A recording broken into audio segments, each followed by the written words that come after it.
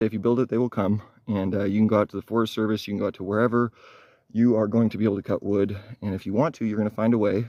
If you don't, you're going to find an excuse.